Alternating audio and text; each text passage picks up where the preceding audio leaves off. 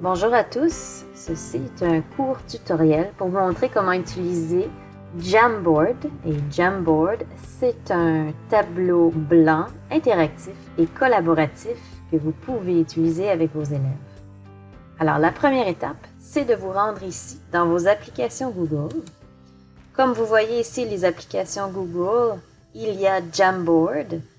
Si maintenant Jamboard se trouve à la fin ici, sachez qu'avec les applications, vous pouvez les sélectionner et les bouger à votre guise et les mettre en ordre d'importance. Alors, lorsqu'on clique sur Jamboard, on rentre et vous avez déjà votre interface avec non seulement les Jamboards que vous avez créés, mais ceux aussi qui vous ont été partagés. Alors, à titre d'exemple, je vais rentrer dans celui-ci.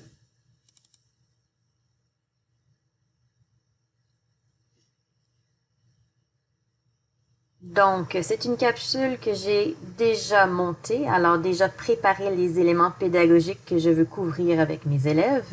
Dans cet instant, l'exemple, c'est vraiment les éléments du paratexte. Alors, pour les fonctionnalités de Jamboard, voici l'essentiel. La première chose, c'est que vous allez devoir, comme un Google Doc, créer votre titre. Alors, rajouter un titre à votre création.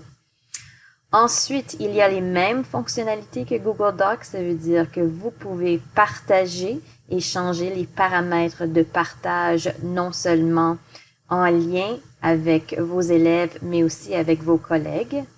Il y a aussi d'autres actions que vous pouvez prendre. Vous pouvez télécharger quand c'est terminé en format PDF pour avoir une copie de votre Jamboard.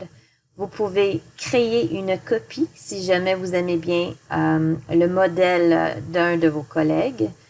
Et il y a aussi l'enregistrement du cadre en tant qu'image, alors pour l'avoir comme image dans une présentation. Maintenant, rentrons un peu dans le Jamboard tel quel. Alors ici, vous avez des pages, c'est des pages blanches. Vous pouvez changer l'arrière-plan comme vous le désirez. L'arrière-plan, c'est vraiment selon vos goûts.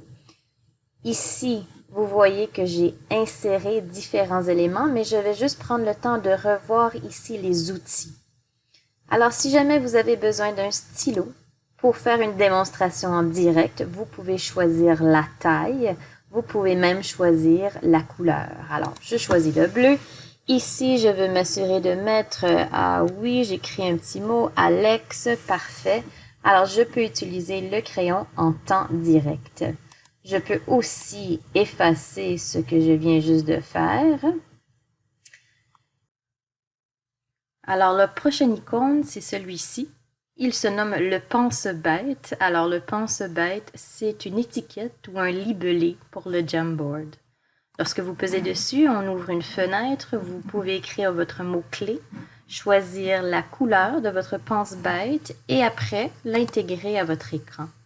Les pense-bêtes sont mobiles, alors vous pouvez les bouger à votre guise. L'auteur qui se trouve ici, l'illustrateur. Et vous devez savoir par contre qu'ils ne sont pas encore superposables. Alors, si je prends ceci pour dire, le titre il est ici, aussitôt que je choisis une prochaine étiquette, vous allez voir que la première disparaît sous l'image. Donc, nous ne pouvons pas encore verrouiller une image en place. Ensuite, en guise aussi de démonstration, vous avez votre laser. Alors, en expliquant ma leçon, je peux dire aux élèves, bon, aujourd'hui les élèves, je vous offre un défi en lecture. Je vais donc demander à tous les élèves de choisir une case et d'ajouter leur nom, car ils seront en mode partagé si je le désire. Et après ça, si vous voyez, je fais le choix sélectionné et 2 secondes plus tard, avec le laser, cela disparaît. Le dernier icône, c'est celui pour pouvoir insérer une image. Alors, en cliquant dessus, vous avez plusieurs choix. Vous pouvez l'importer directement de votre ordinateur. Vous pouvez faire une recherche Google en respectant les images reproductibles, le Google Drive ou les photos. Donc, ici, si je mets ma recherche,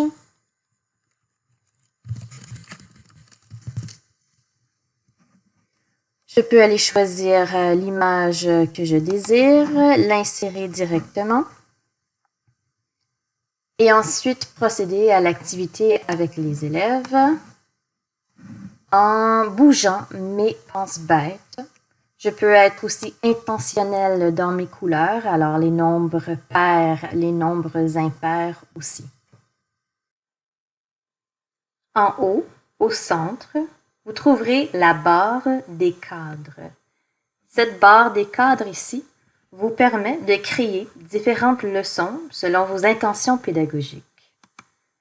La barre permet d'ajouter un cadre, mais permet aussi de les déplacer. Il y a aussi des petits icônes qui représentent chacun de vos élèves, alors vous pouvez voir vos élèves selon la navigation des cadres. Il y a aussi ici, en haut, vous pouvez dupliquer un cadre ou vous pouvez supprimer le cadre tout simplement.